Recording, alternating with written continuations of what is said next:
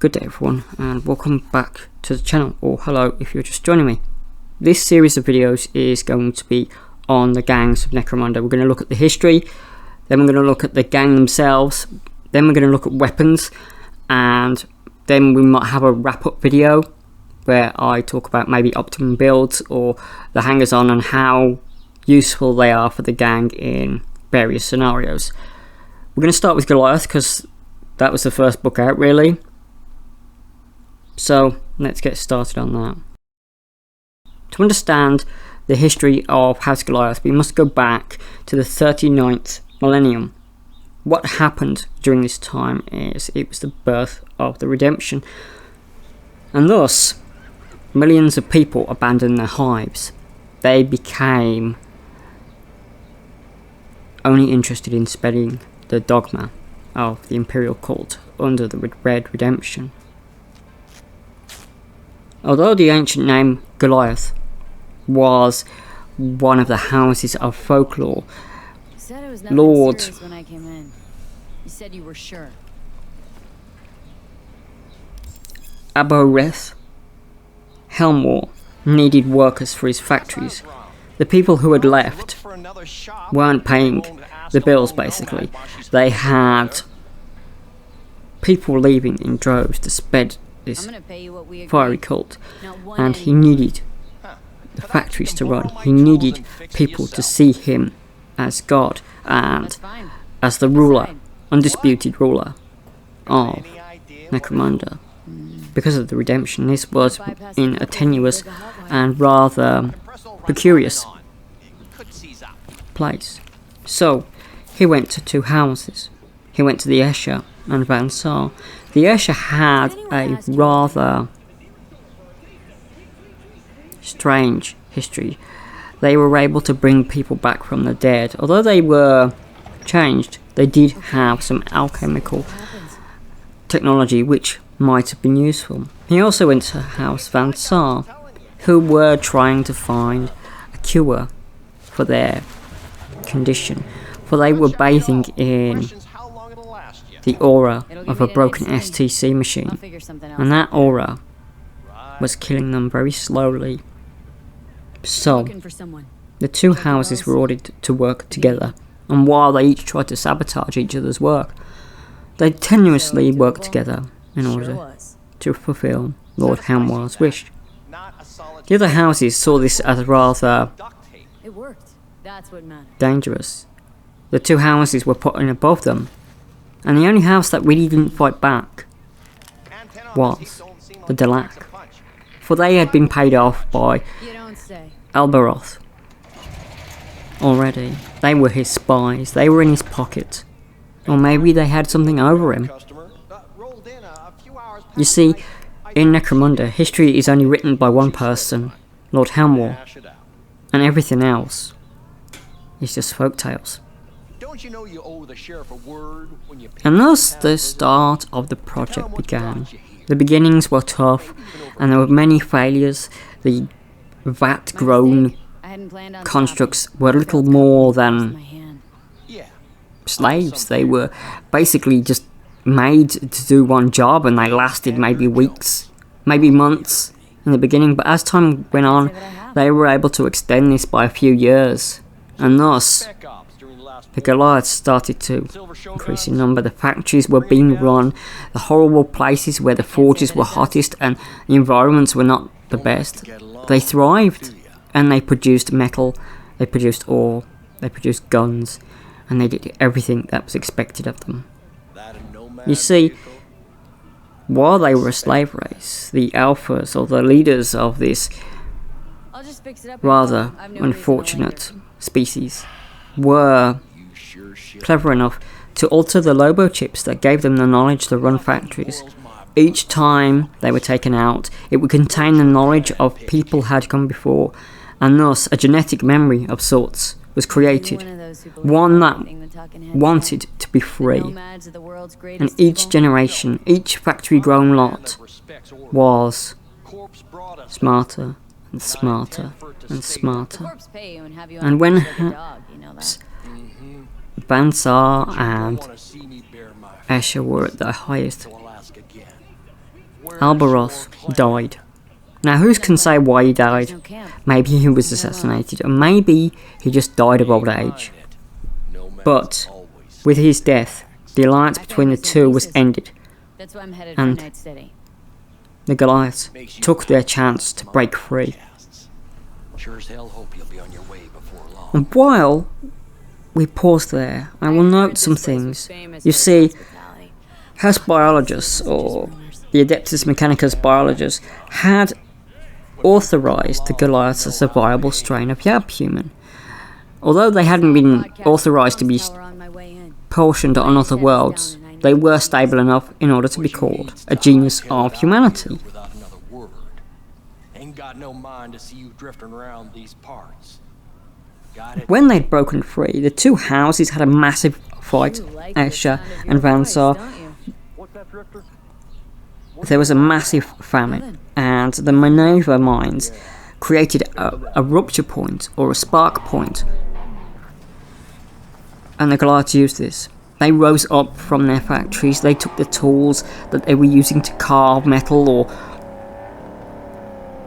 stamp out guns, and they taught them. They made themselves their own weapons, they fought back, and they gained their freedom. Now, House Goliath is a rather brutal house that respects strength above all other things. It does not care about honor. It does not care about prettiness. It doesn't care about the small things in life. They know that they've got very little time in their lives, and they know that they must fight for everything they've ever had. But at this time, they worked. They made deals with various people. They made deals under the table, and they managed to broker a deal with a noble house.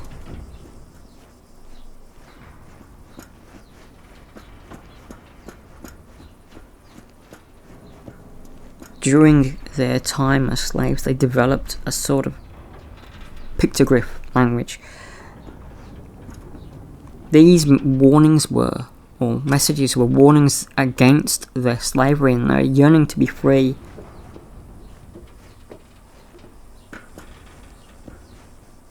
And the starting point was Ustaden.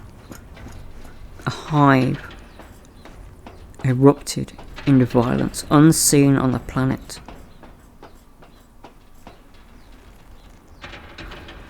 And thus begun the rise of the Over-Tyrant, the first leader of all Goliaths. He was a brutal and vicious entity, and he made his presence known, snapping the neck of one of his supposed superiors in front of Lord Helmore, and their place amongst the delegation of the 6 major houses, or clans, or gangs, was established. Never knew you to be so cautious. As time went on, the Goliaths have formed into 3 subspecies. Vatborn. These are the majority of Goliath. These are the people that are still grown in amino tanks. They have very few hours, or days, or months, or years, but they are brutal. One last time. Then there's the natural born. The Goliath for the most part are Find a client sterile, with my payload, but I don't but know where he is. they've managed to sort of circumvent it occasionally, and it enables them to have children. The Natborn are seen as the future of the house, and most of the alphas and the leaders tend to be for Did you check for or me? from this group subsection. And then Sure. Last time, though. I mean it. Client's name? there's the Unborn. The Unborn are people who come to the house voluntarily. They tend to be people who want to prove their mettle or want to be strong. They're altered in gene therapies and mutation tanks and various other chemical techno-sorcery or alchemical processes, and they become Goliath in all but function, all but visible to the Goliaths themselves, for the Goliath can tell each at a glance.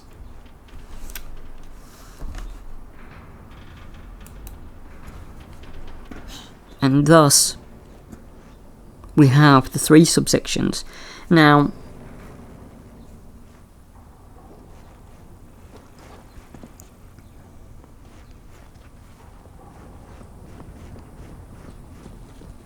there is a template of timeline in the House of Chains book. What I will do is I will talk briefly about the most important parts. I've already talked about the birth of the clan in Millennium 39 and how Alberoth Helmwar ordered the creation of them. I've already talked about the Vansar and the Escher coming together to make them. I've also talked about the rise of the Lobo chips and the alteration of them so they can become more intelligent. So, and I've already talked about the death of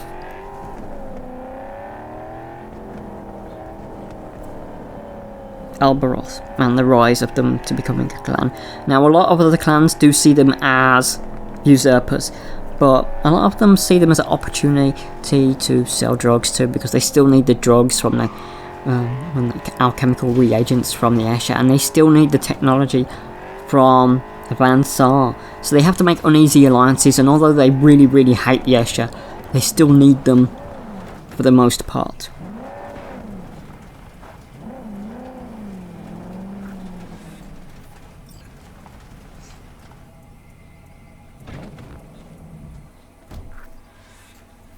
As the hives and the Necromunda seems to be entering a sort of downward turn, the Goliaths themselves have now carved out themselves a territory in the most strange of places. Goliath territories tend to be horrible and unhospitable. They tend to be forges and factoriums and places where, if you weren't strong, you might pass out due to fumes or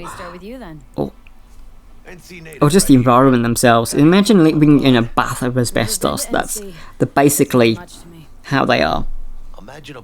As the other houses seem to be dipping down, the rise of the Goliath seems to be exponential, and they look at them with some sort of like almost feeling that they are usurping their places. Now, the Goliaths do have... Their major alliances are with 3 sections of the upper echelons of Necromundian power. The first is the Slave Guild.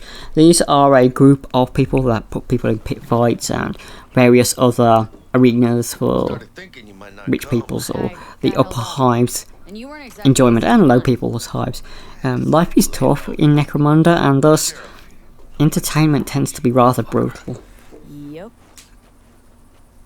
The Slave Guild often abduct members of the gang, and while this alliance is tolerated and sometimes very necessary for equipment or favours or to keep the house functioning, it is an alliance of inconvenience more than an alliance of friendship. Then they have the Narco Lords. The Narco Lords tend to be who they go to for a lot of their supplies. Now, they hate the Escher and rather deal with the Narco Lords, but the Narco Lords are a criminal organisation, and if they ever find out to supplanting the Escher chems with ones illicitly gained from these people, they could be in serious trouble. And then there's House Grime, or House Greem, depending on how you want to say it. House Greem is one of the great 7 houses of Hive Primus, and Lord Ludwig Grime, Krieger Lord of the Palatine Cluster, Marshal of Helmwar's Ash Militias, ruler of his kin with military position, Ordnance Master, has granted House Goliath extraordinary power and favours. They give the gang exceptional weapons and bullets, and they have a military attaché which sometimes joins the gang into battle. These military attachés tend to put a lot of emphasis on tactics and strategy, something that the Goliaths usually don't use, whereas they often are more brutal in their strategies. So we're going to leave it there. that's the first of the parts of the Goliath or House of Chains. Next time we're going to be talking about the gang itself. Basically, we're going to look at some stats, we're going to look at the weapons that they use, we're going to look at maybe optional builds for individual characters, and we're going to look at the brutes and a couple of hangers on as well, the special ones for the house, and how they fit into the gang. And then we're going to talk a little bit about scum and bounty hunters and other hired guns that might be useful for the gang. It is going to be fairly in depth, so that video might be 2 parts, where one I will just talk about the gang itself, and then I will do maybe I'll do the weapons and hangers on and bits like that as a second video, because I'm told that 20 to 25 minutes tends to be the maximum of retention of these videos. So I hope you learned something about House Goliath today. If you could like and subscribe and leave me a nice comment, that would be awesome. Stay tuned for the other parts of House Goliath. I hope that you enjoyed the video. Do all the YouTube things. Thank you for your time. Take care of yourselves, and bye bye.